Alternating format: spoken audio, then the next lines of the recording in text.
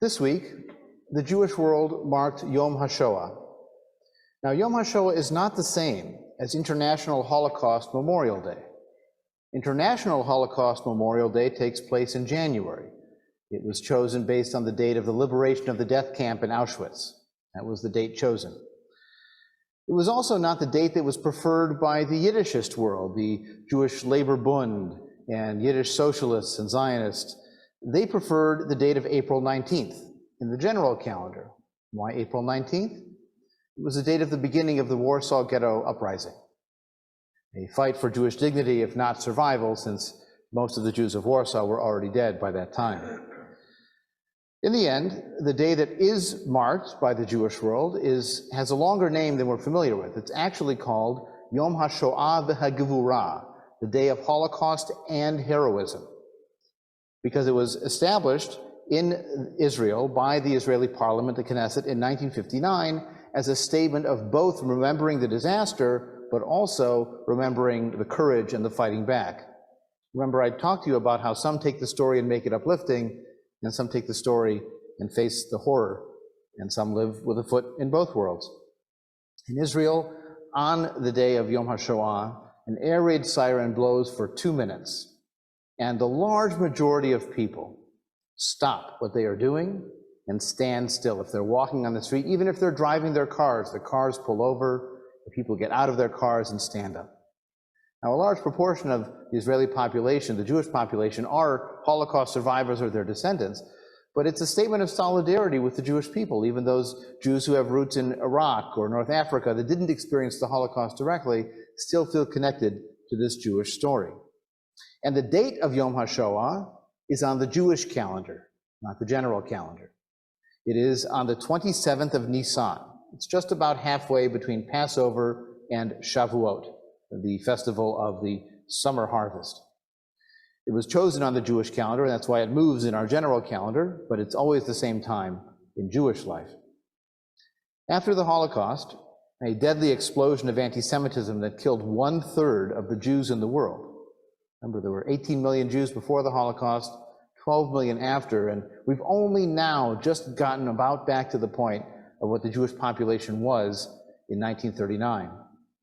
The hope was, in the aftermath of such a disaster that had affected the Jewish people so strongly, the hope of American Jews in particular was that memory of that disaster, that education about the Holocaust, that building memorials and monuments and museums, and the idea of never again, all those together would mean that not just that Holocaust would be gone, but so too would the anti-Semitism that led to it and that made it possible be no longer acceptable at any point in the future. Well, we who live in America in 2022 know that this did not come to pass, that there is anti-Semitism to be found in various communities and political perspectives. It has led to vandalism, it has led to violence, it has even led to death. And so we ponder what went wrong and what could we do differently. Dara Horn is by training a scholar of comparative literature. She actually has a PhD from Harvard, focusing on Hebrew and Yiddish literature and the subtle differences and connections and comparisons between the two. She's written 5 novels. 2 of her novels have received National Jewish Book Awards. I actually have read one of her novels based on the Cairo Geniza. It's called A Guide for the Perplexed, and it jumps back and forth between 1900, 1200, and 2020, and everything in between, from the internet to the ancient world of scrolls and papyrus. It's a fascinating read and brilliantly learned as well. And now she's produced this book of essays in 2021. It's called People Love Dead Jews, Reports from a Haunted Present. A haunted present implies a past that continues to echo and show up in spectral ways. She has deep Jewish literacy and deep engagement. She actually lives in the same town in New Jersey she grew up in. Not many of us can say that, but some of us can. And she sometimes has creative ways of demonstrating that Jewish solidarity. So she points out, as one example, that a couple years ago in New York City, a solidarity march was held. There had been a spate of anti-Semitic violent actions against Hasidic Jews who had been hit with paving stones or attacked or yelled at on the street. And so the Jewish community as a whole decided to organize a march of solidarity, in solidarity with their ultra-Orthodox brethren and all Jews facing anti-Semitism. About 25,000 Jews marched. Almost none of them were Hasidic Jews, because they wouldn't have wanted to march in a mixed crowd with immodest dress. So the complexities of trying to get unity, even on an issue like anti-Semitism, is demonstrated what's more. But Dara Horn wasn't there either. She felt a pull, but she realized that she had to run Hebrew school carpool that day. And so she decided that picking up 7 kids from Hebrew school counted as her statement against anti-Semitism on that particular day. And in some ways, it was a more positive statement than might have been made at the march, because she was saying, we're not just against something, we are for this. And this continuity, this teaching the children, that's my value. Now, the experience of American Jews in recent years has been very unsettling. Just this past couple of weeks, we've seen a report from the Anti-Defamation League of B'nai B'rith documenting a rise in anti-Semitic incidents, many of them verbal, but some of them physical, especially against the visible Jews, aka the ultra-Orthodox. We've been living in the aftermath of violent attacks on synagogues in Pittsburgh and in Poway, California, and in Texas, and at a kosher supermarket that was near a Jewish school in New Jersey. And the supermarket to Poway to Pittsburgh was only 14 months with these 3 highly visible armed attacks on Jewish institutions. And the question we have to grapple with, and the question Horn grapples with, is America different than past Jewish history? Are we haunted to repeat the past? Are we doomed to live that history? Or is this something different? Is our confrontation with Jewish hatred and hatred of Jews and the suffering of Jews, is it going to be different?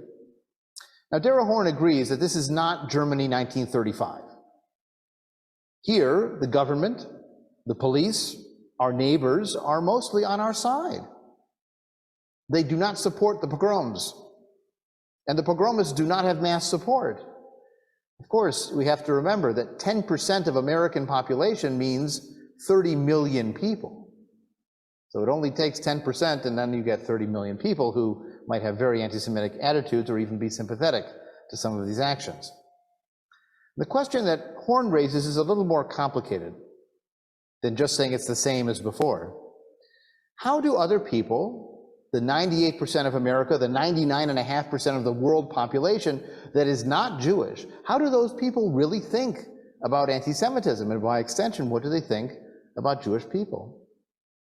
Now, the traditional attitude, dating back to medieval Europe, was the concept of Esau soneh et Yaakov. Esau hates Jacob. It goes back to that story in Genesis where Jacob and Esau are rival brothers, twins who wrestle even in their mother's womb, and in the end, Jacob deceives Esau, and after that point, Esau hates Jacob. Jacob later on gets the name of Israel. So Jacob is the ancestor of the Jews. Esau is the ancestor of everybody else. He's seen as a stand-in for Rome or for Greece or for Hitler or whatever. It's the outside world. And the concept was Esau hates Jacob. It's just implacable. It's unfixable. It's the nature of the universe. Horn doesn't agree with that, and I don't agree with that either. It's not the case that the world is suffused with implacable and universal anti-Semitism. But she does wonder that maybe the other people just don't get what it's like for the Jews. The rabbi of my synagogue once attended a meeting arranged by police for local clergy, including him and 7 Christian ministers and priests. The topic of the meeting was security. Even before the Pittsburgh massacre, membership dues at my synagogue included security fees. But apparently these local churches do not charge their congregants security fees or avail themselves of government grants for this purpose. The rabbi later told me how he sat in stunned silence as church officials discussed whether to put a lock on a church door. A lock on a door, the rabbi said to me afterwards. He didn't have to say what I already knew from the emails the synagogue routinely sends, that they've increased the rent-a-cops hours, that they've done active shooter training with the nursery school staff, that further initiatives are in place that cannot be made public. A lock on the door, he repeated. astounded. They just have no idea. He is young, this rabbi, younger than me. He was realizing the same thing I realized at the Auschwitz exhibition, I'll talk about in a moment, about the specificity of our experience. Some other people might go to Holocaust museums to be sad and then to feel proud of themselves for feeling sad. They will have learned something officially important, discovered a fancy metaphor for the limits of Western civilization. The problem is that for us, dead Jews aren't a metaphor, but rather actual people we do not want our children to become. This is the challenge, you see. What role do Jews and Jewish suffering and anti-Semitism and the Holocaust, what role does that play in the broader world's understanding of society and of Jews themselves? And how are Jews living with a foot in both worlds and understanding their own role in that dynamic? And so Horn's strategy, and it's the strategy of a novelist, of a comparative literature person, is to tell stories from the Jewish experience that help us understand how we function as characters in other people's projects. Remember, her degree was in comparative literature. She has one wonderful line in the introduction. I had mistaken the enormous public interest in past Jewish suffering as a sign of respect for living Jews. And those two don't always translate. For example, when she gives presentations now, she'll ask people, can you name 3 of the death camps that were part of the Holocaust? Most people can. And then she says, can you name 3 Yiddish writers that were part of the living culture of that world? Well, that might be harder to do. And so for our discussion Shabbat this evening, I want to present a few of the stories that she relates and what she thinks they mean, and then I want to open it up to you and to you online as well to ask you, what do you think it means?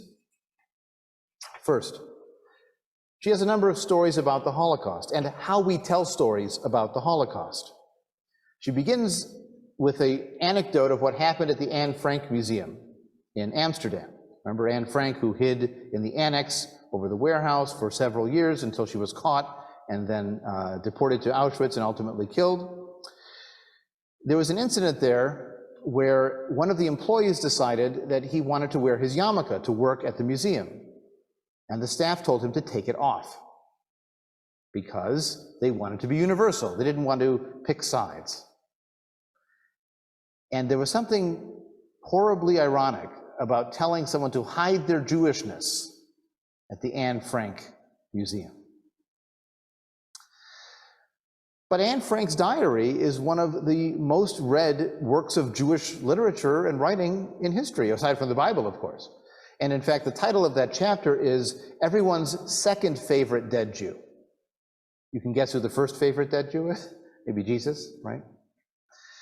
So she's talking about Anne Frank's diary, or even Elie Wiesel's Night, which is very widely read, but we read it in the French version of the English version. I mean, we have a French version that was about 130 pages, the English version is about 110.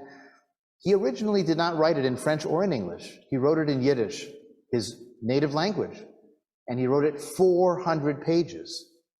Imagine the change from 400 to 130 in French to 110 in English. And the Yiddish version was angry. And the Yiddish version was angry at people, not just at God, not at the universe in the condensed down version we read today. He was accusatory. He was angry. And the audience wants a universal message instead. And so here is her description of the attraction of Anne Frank's diary. The line most often quoted from Frank's diary are her famous words, "I still believe, in spite of everything, that people are truly good at heart." These words are inspiring, by which we mean they flatter us. They make us feel forgiven for those lapses of our civilization that allow for piles of murdered girls. And if those words came from a murdered girl, well, then we must be absolved because they must be true. That gift of grace and absolution from a murdered Jew, exactly the gift that lies at the heart of Christianity, is what millions of people are so eager to find in Frank's hiding place, in her writings, in her legacy. It is far more gratifying to believe that an innocent dead girl has offered us grace than to recognize the obvious. Frank wrote about people being truly good at heart before meeting people who were not. 3 weeks after writing these words, she met people who were not.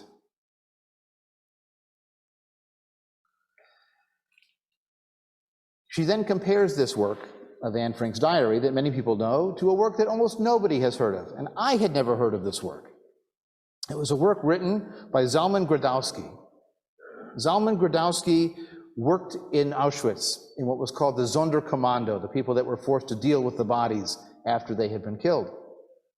He was part of the uprising that group led in 1944, and he himself was killed. But he had written a memoir, and he had hidden it underground, and it was found after the war. But that's a story that we don't tell. It's much more explicit in its description of the gas chambers and the crematoria, and his anger at the world, at the perpetrators. Horn points out this is also why we like stories of rescuers. Schindlers List, right?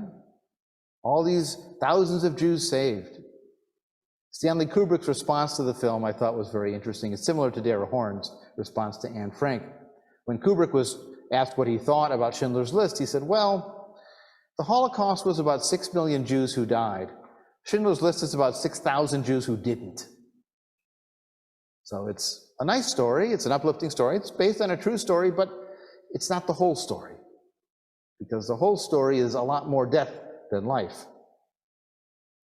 But we like those rescuer stories. And she tells another one, again, someone I'd never heard of. His name was Varian Fry. Varian Fry worked with the State Department to save Jews in Vichy, France. Remember, after the summer of 1940, there was this sort of rump government set up in the south of France, and it wasn't under direct German occupation. And so some Jewish cultural elites and luminaries were able to make their way out of occupied Europe via Vichy, France, Marseille, or crossing the border to Spain and then making their way out that way. These include people like Marc Chagall or Hannah Arendt. And Varian Fry was the American fixer who managed to get them the visas and to get them out of the country. Horn asks, why does someone like him help? And what is it like to go and try to save European civilization from itself? Saving these great luminaries who had contributed to European life and were being rejected by it. And then, of course, he has to decide who's famous enough, because you can't save everybody.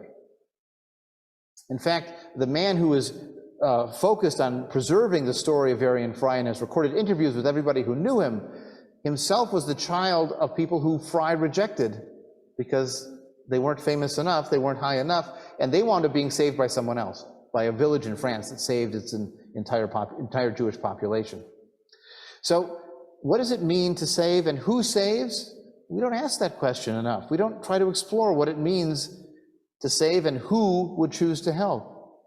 We don't have a clear answer, and Horn points out, by the way, the ones who have been recognized as the righteous Gentiles in Europe, maybe 30,000 people who are commemorated by Yad Vashem and an Avenue of the Righteous.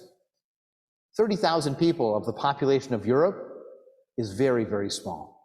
There were not that many Denmarks where everybody worked to save them, and far too many other countries where they were not being saved. We read a lot more about rescuers than we read Holocaust literature in Yiddish, and that could be for a very simple reason.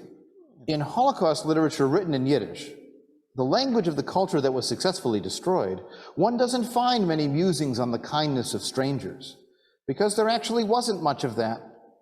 Instead, one finds the overwhelming reality of the unavenged murder of innocents, along with cries of anguish, rage, and yes, vengeance. Far more palatable to American audiences are stories of Christian rescuers, because they have the imprimatur of true stories. They conveniently follow the familiar arc of fiction, inserting heroes into a reality almost entirely populated by villains and by victims. It has the uplift that we're looking for. We have this Western expectation of a happy ending. In fact, she begins this chapter sharing a critique she got of one of her novels. Dear Miss Horn, I recently began reading your book about a pogrom survivor. After the scene of the horse being beaten, I threw the book across the room. With all the cruelty in the world, I find it more of a service to mankind to write a book for people to laugh, enjoy, and be uplifted. And so she imagined writing a response, but didn't actually write this. Dear Denise, sorry about the horse. That was a reference to Crime and Punishment, which is another book you might want to avoid. You should also steer clear of the Bible, which is likewise not a good book for people who want to laugh and enjoy. However, I do have some Garfield comics I can highly recommend for that service to mankind. Sometimes it's not about being happy, but we want it to be, and that's what we're used to. We're used to this narrative arc of redemption at the end. And as Dara Horn thought about it in her graduate school studies, and she compared these Western European stories with happy endings to the Bible and to Jewish literature, which often does not have that kind of an ending to it, she realized that this idea of literature is for English language readers. Think about what we expect from the endings of stories, she writes. We expect the good guys to be saved. If it doesn't happen, we at least expect the main character to have an epiphany. And if that doesn't happen, then at least the author ought to give us a moment of grace. All three of those, saved, epiphany, moment of grace, they're Christian terms. So many of our expectations of literature are based on Christianity, and not just Christianity, but the precise points at which Christianity and Judaism diverge. And I noticed something else. The canonical works by authors in Jewish languages almost never give their readers any of those things. So what do you think? Does a Holocaust message have to be universal? Do you have to go not just about the Holocaust, but also point out the other groups that were that suffered? Do you have to make it a universal lesson about humanity? Or are we allowed to claim some aspect of this experience as particularly applying to the Jewish people and to reside in that unique experience of the Jewish people during this time? What do you think, either here or online?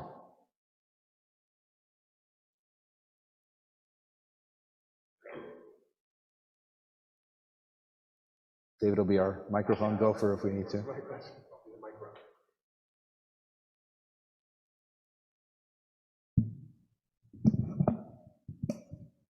I'll take a crack. Sure. Does anyone read The Atlantic? There was an article that compared two New Yorker critiques. You've read this, first of Flannery O'Connor, and looking at Flannery O'Connor's racism, comparing it to a discussion of the issues around the writer Alice Walker, who has been notoriously anti-Semitic, and how the New Yorker really was willing to go with the racism and talk about that, but the anti-Semitism not so much. And it looked at the differences in the way these were treated.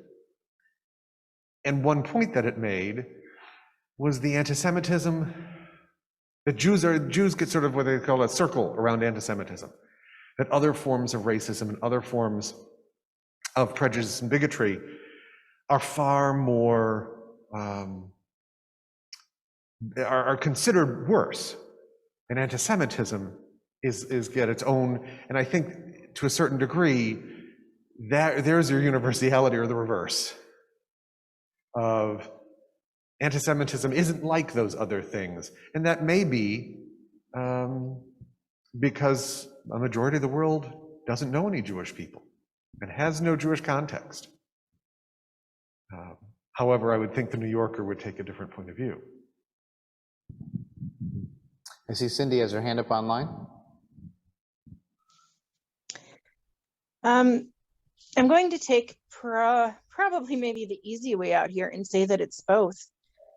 In that I think that it is vitally important for people to have a holistic and well-rounded understanding of what happens. And that comes about by having a variety of sources. I don't expect any one piece of literature or one record to fully encapsulate every single part of it.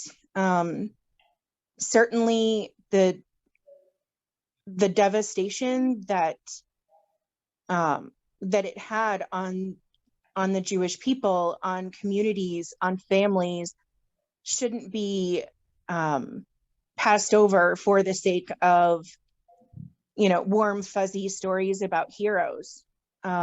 but I also, as somebody who, lives in a number of intersections, I also don't want to forget that there are other populations, other groups of people who were also facing this kind of devastation, whether it was the Roma people, disabled people, people who disagreed for political reasons. Their experiences are still important, and they shouldn't be,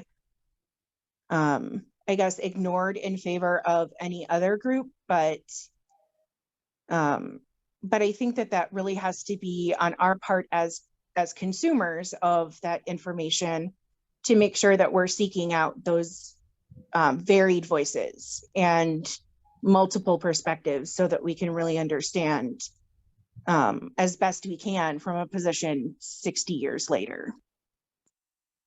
One of the challenges we find in our current moment is we have impulses to universalize and impulses to particularize. So think about the messaging behind the movement that calls itself Black Lives Matter, with the specific message that this is a specific group facing specific challenges. And if one responds to Black Lives Matter, well, all lives matter, that's seen as dismissive, that's seen as undermining, that's seen as distracting from the point of this specific group's experience. And if our response to the Holocaust is, well, all Holocaust victims matter, and we always have to go to the broader window, then maybe that's also changing the focus. And I don't have one right answer to this question of how to balance those competing concerns, but it does raise challenging questions for us to not want special attention only for Jews, but also to pay attention to the specific experience that applies to our particular corner of humanity. I see Roger has his hand up as well. Yeah, you were talking about Black Lives Matter, but I see a parallel. One of the things that you were saying is that she didn't, it was the heroes they wanted to cover, not the majority of what's happening. Part of it, I think, is people don't want to identify with the perpetrators. And I think that's the same thing with critical race theory.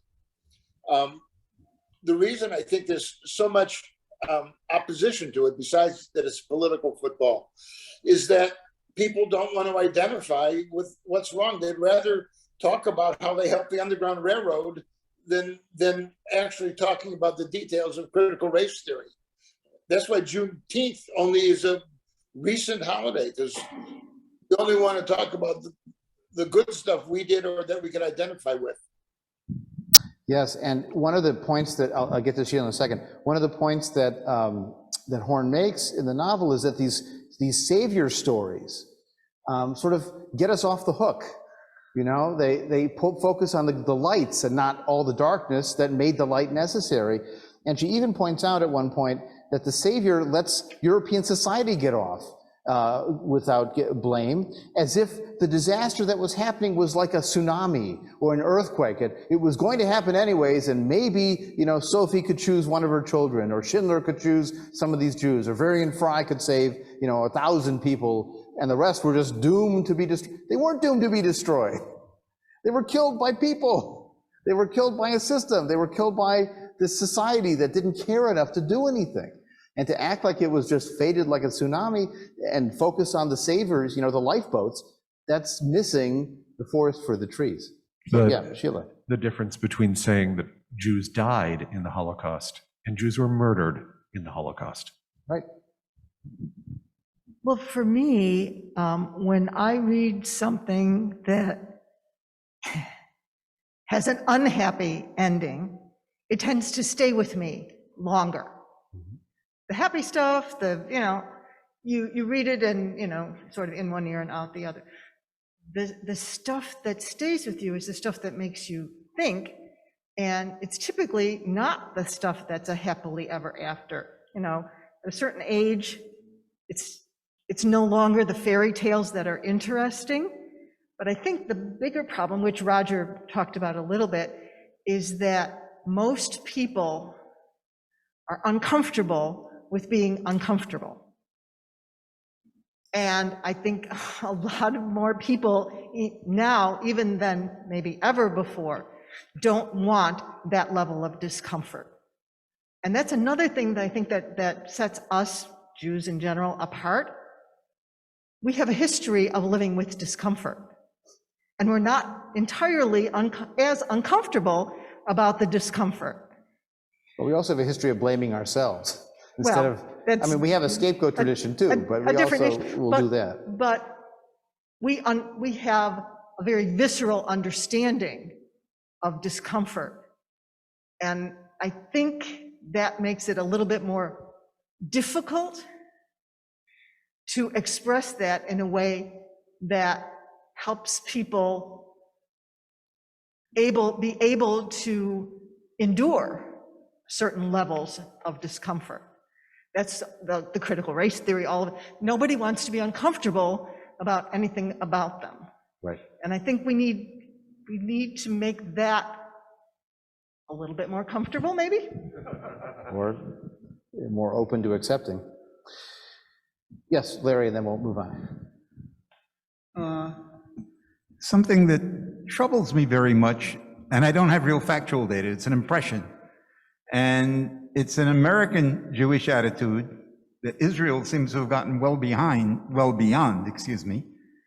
Look at all the horrible rise of anti-Semitic incidents. Somebody should do something about that.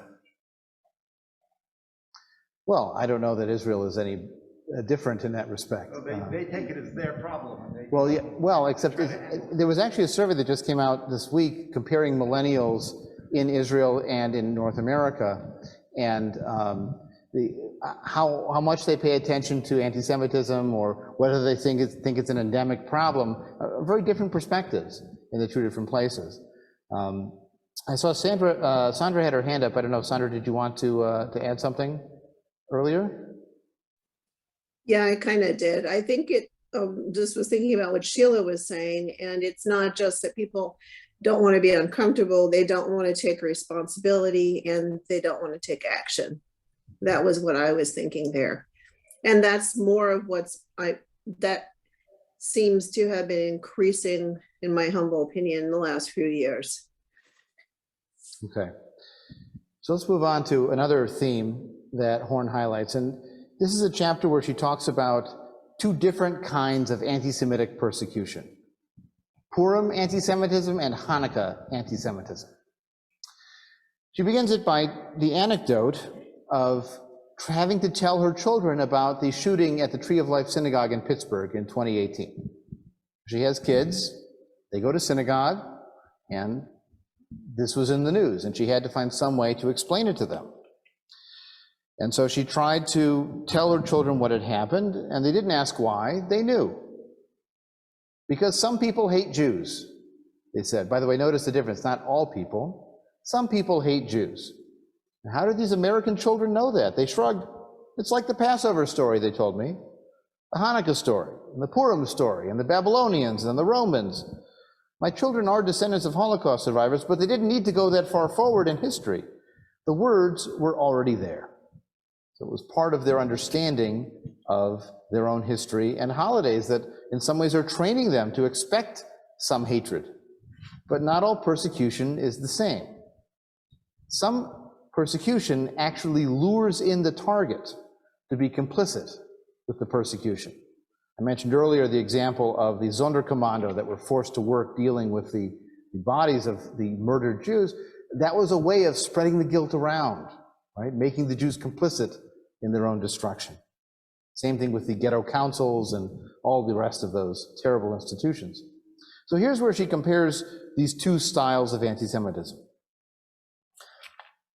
In the Purim version of anti-Semitism, exemplified by the Persian genocidal decrees in the biblical book of Esther, the goal is openly stated and unambiguous: kill all the Jews.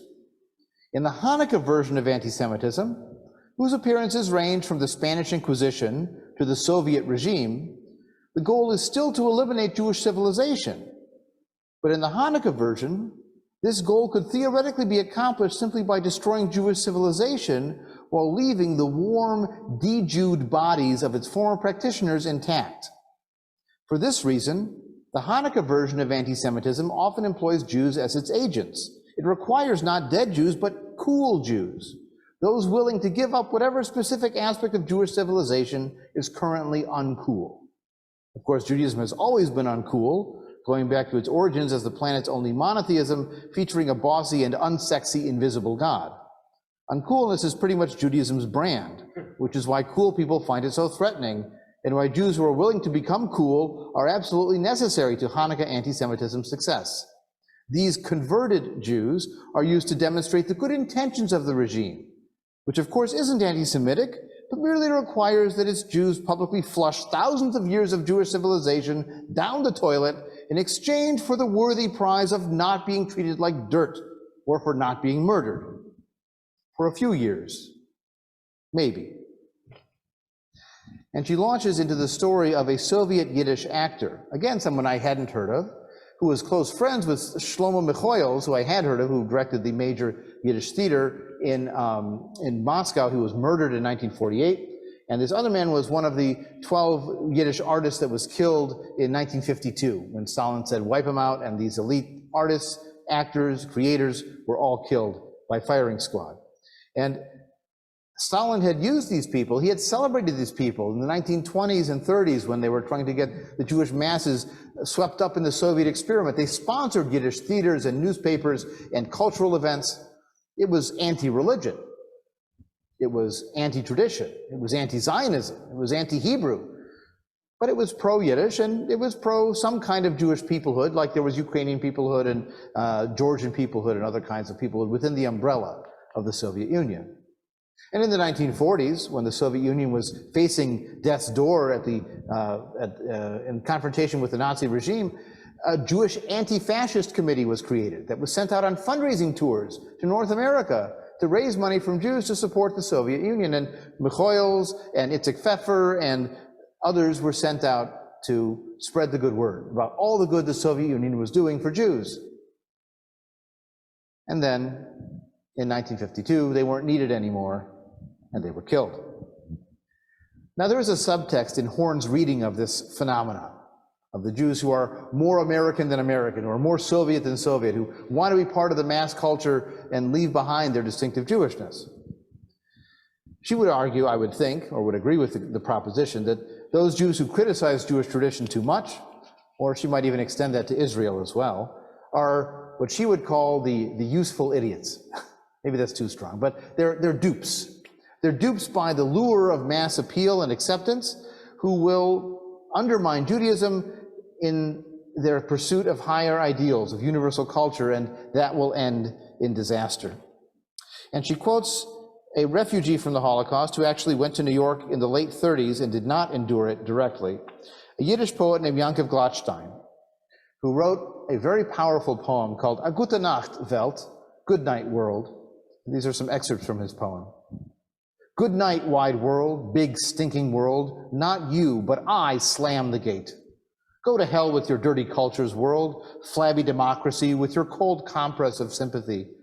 Good night, electric, impudent world, back to my kerosene, tallowed shadows, to my pages inscribed with the divine name, my biblical books, to judgment, to deep meaning, to duty, to right. World, I step with joy toward the quiet ghetto light. Good night.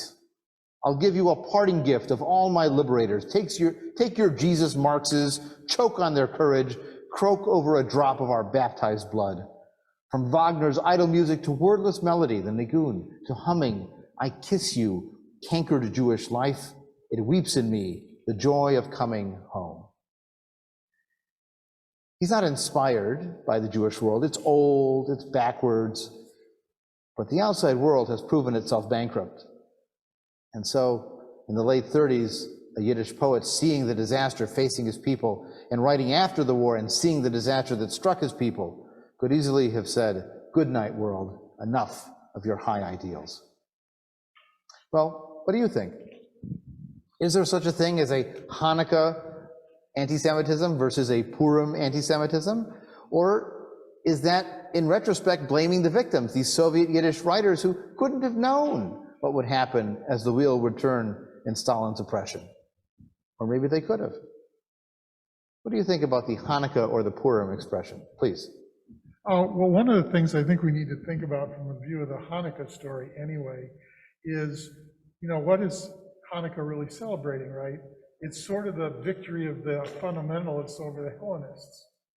And, is that necessarily the thing that we want to be totally celebrating here? Is there no value in the Hellenistic ideals?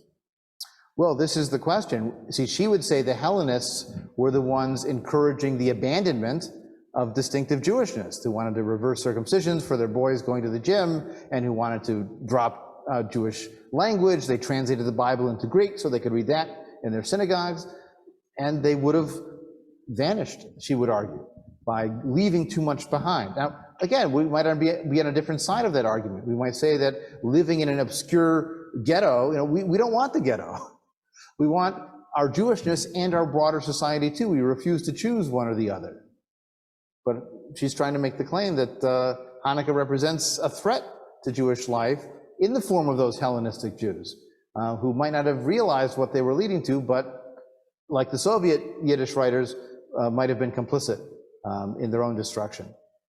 And there's a difference between Jewish and being co-opted in order to facilitate a power that is anti-Semitic. So when you're talking about people being used in that matter, I'm thinking of people like Candace Owens, who are clearly being manipulated and have their own agendas, who are working against the greater good of a culture to which they are clearly connected. Any other thoughts, either here or online, on the Hanukkah or Purim anti-Semitism?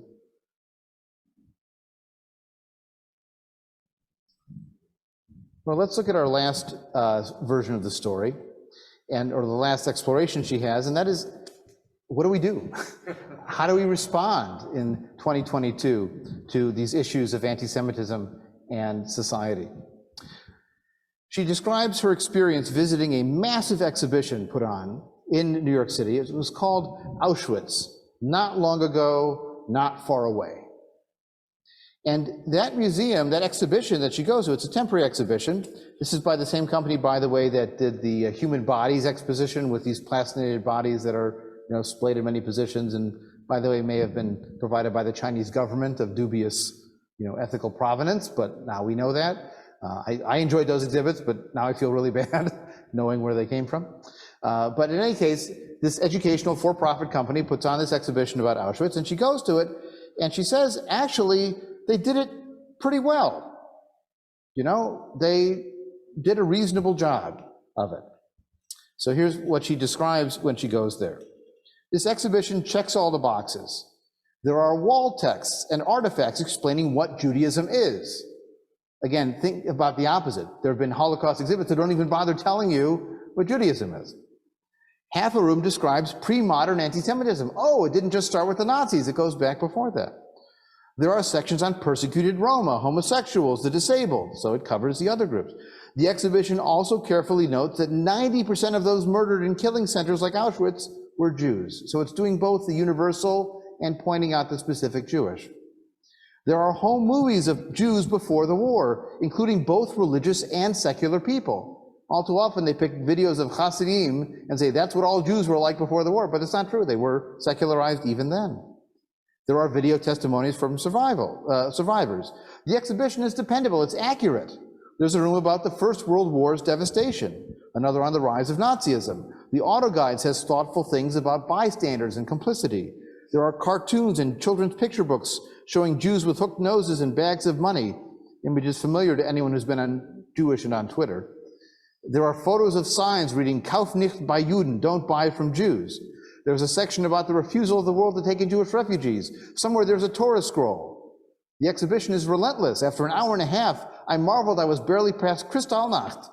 What the hell is taking so long? I found myself thinking, alarmed at how annoyed I was. Can't they invade Poland already? Get it over with?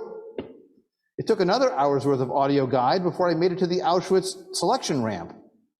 And then somehow after I got through the gas chambers, there was still impossibly another hour left. How can there still be an hour left? Isn't everyone dead, she thinks? Slave labor, medical experiments, the processing of stolen goods, active resistance, and finally liberation. All of it was covered in what came to feel like a forced march, which, yes, was covered too. It was in the gas chamber room where I was introduced to a steel mesh column that the wall, as the wall explained, was used to drop the Zyklon B pesticide pellets into the gas chambers, killing hundreds of naked people within 15 minutes, that I began to wonder, what's the purpose of all this? After all that time, after all that she knew and was being confirmed in that experience, what did it mean? And she already knew the official answer, of course. The official answer was that everyone should learn how far humanity can sink. But part of the problem is that now the bar is too high, that anything short of the Holocaust is, well, not the Holocaust. It's just no big deal. So you find a swastika on a desk in her kid's school. No big deal. Or you may have known in Highland Park and Glencoe and some other northern suburbs, there were anti-Semitic flyers that were distributed in the last week. But, you know, on the scale of the Holocaust, no big deal. So she gives some examples of this. Doxing Jewish journalists is definitely not the Holocaust. Harassing Jewish college students is also not the Holocaust. Trolling Jews on social media is not the Holocaust either, even when it involves photoshopping them into gas chambers. Give the trolls credit, they have heard of Auschwitz. Even hounding ancient Jewish communities out of entire countries and seizing all their assets, which happened to a number of Middle Eastern nations, is emphatically not the Holocaust. It's quite amazing how many things are not the Holocaust. Well, that's a problem, you see, because we need to face the reality of persecution, of hatred, and if our bar is, well, it's not quite the Holocaust, so it's not as big a deal, that minimizes, that undermines, that makes it harder for us to confront what is a big deal or what might add up to a big deal. And sometimes it's we ourselves with our hopes and dreams that undermine it. She tells a story about speaking in public and describing the legend of the name change at Ellis Island. You know the story, right? That my ancestors came and they got off the boat and the clerk wrote down the name wrong or decided to change it, and that's how we got our new name. So Tomaszewski became Thomas or whatever. The reality is that that just didn't happen. To work at Ellis Island, you had to speak at least 3 languages. And they had translators for more obscure languages. And I have to tell you, by 1910 in New York, Yiddish was not an obscure language, that they couldn't find someone to translate. They knew what was going on there. And by the way, most of the names and the passport information was acquired from the ship manifests that were made in Europe, that they brought over with them. And if they got the names wrong, they would have to pay to send the person back at the ship's expense, so they wanted to get it right. It's also the case that tens of thousands of Jewish families went to court to change their names because they were hard to spell, they said, or it sounded un-American. But the real reason was that they couldn't get jobs. They couldn't buy houses. They were facing discrimination based on their names. She draws on a book called A Rosenberg by Any Other Name, where a scholar named Kirsten Firmaglech goes back through these court filings and finds out, for example, that in 1932, over 65% of name change petitions in New York were filed by people with Jewish-sounding names. And the next largest group, those with Italian-sounding names, made up a mere 11% of filings. The Jewish population was twice the size of the Italian population, but not 6 times the size of that population. And the only people that mentioned anti-Semitism as a reason to change their names were non-Jewish people who were sick of being treated like Jews because their name happened to sound Jewish. So why would all these families go to court and change their name and then come up with this story, this founding mythology that when we arrived at Ellis Island, it was some dumb clerk who got it wrong, and that's how we accidentally wound up with this name. And here's what she describes, why you might tell your children a different story. These new Americans and their children, living in what they hoped was the first place in centuries where their families could enjoy free and full lives, soon discovered that when they applied for a job as Rosenberg, no one would hire them. But when they applied as Rose, everyone would. Imagine the private humiliation of changing your name, of accepting the unspoken yet undeniable fact that this intergenerational marker of who you are is publicly considered revolting. Imagine the betrayal. At enormous risk and expense, you or your parents had fled other places to spare yourself this very humiliation, but now you suffer the same slow, seeping, soul-shaking discovery that this new place is in important and life-limiting ways no different. Not merely accepting this new reality, you lie in court about your motivations, or you yourself believe your own lies because the reality is too painful to acknowledge. Now imagine you're telling your children what you did. Telling the truth wouldn't implicate you, it would also implicate America. You'd be telling your children you thought you'd be accepted here, but you were fooled because this place is like everyone else, only more insidious because the discrimination isn't written in law, so you can't publicly protest it. All you do is submit to it, publicly agree with it, announce in court that your name is un-American, the very essence of who you are is unacceptable, and you cut your ties to Jewish tradition, especially if your name is Levi or Cohen, Jewish names that denote the descendants of priests. Now imagine that instead of telling your children these psychologically damaging things, you have another option. You can do what Jews have done for thousands of years and create an origin story that turns those fears into hopes. You can tell your children that something funny happened at Ellis Island, something completely innocent that didn't hurt you but only helped you.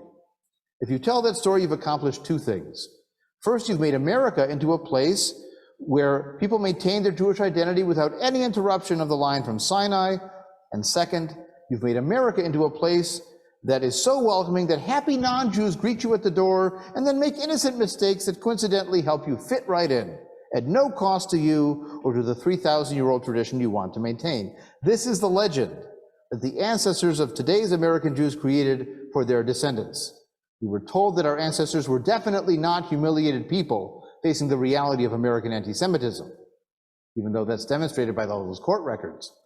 No, our ancestors were brave and hopeful people whom America joyously welcomed through that golden door. The lethal attacks on American Jews in recent years have been so shocking and so disorienting, not merely because of their sheer violent horror, but because they contradict the story American Jews have told themselves for generations, which is that America has never been a place where anti-Semitism affected anyone's life. We don't simply prefer this founding legend, we need it. The story is more important than the history, because the story is the device that makes meaning. And so that's why we can't confront these small things, these no big deal things. It's not quite the Holocaust thing, because that would undermine our sense of what America is and what it's meant to the Jewish people. So what do you think? Are we too optimistic about America and its possibilities? And what should count as a big deal? What's worth getting involved, stepping up, stepping out? Yeah, I'm not sure this is an appropriate comparison, but I'll go for it. So my father was born Soborowski. And during the Depression, he changed his name to Sieber, and we've lived with it ever since. When I asked him about it, he said, that's what I needed to do to survive economically. It wasn't a big deal. You know, the Polishness of his name was not that tied into his identity that he would get, that kind of a reaction to it. Right. And the author of that study points out that many of the Jews who changed their names stayed members of synagogues. They might have kept kosher publicly. They didn't hide that they were Jewish in every walk of life. They didn't vanish. But this was one step they took that provided that distance or insulation or some kind of space between them in public and otherwise. Yeah, Marla. When you were talking about the Holocaust and the kind of the microaggressions, the different aggressions that you see of anti-Semitism today, it reminds me that my kids, whenever there's a school shooting, I find the generation post 9/11, and granted my kids have their own learning profile, would always say, but it wasn't 9/11. It wasn't as many. What was it like? What was, how many people were it? Well, what was 9/11? And I think it's just your way of kind of cognitive dissonance, your way of trying to feel better about things and feel safe because you're comparing it to something that you know is so atrocious. So I think it's, when you talk about the Holocaust, it just reminded me of that. Sure. Or Columbine, you know, is the other school. It lets us off the hook. Right, right. It's not that bad. It's not as risky. We're not in as much danger. It's that comfort that we want to offer ourselves. You know, somebody gritted an eye said, God, why not choose somebody else for the chosen people? But I think today people say, well, it's not Germany 1930s. However, there's a lot of similarities.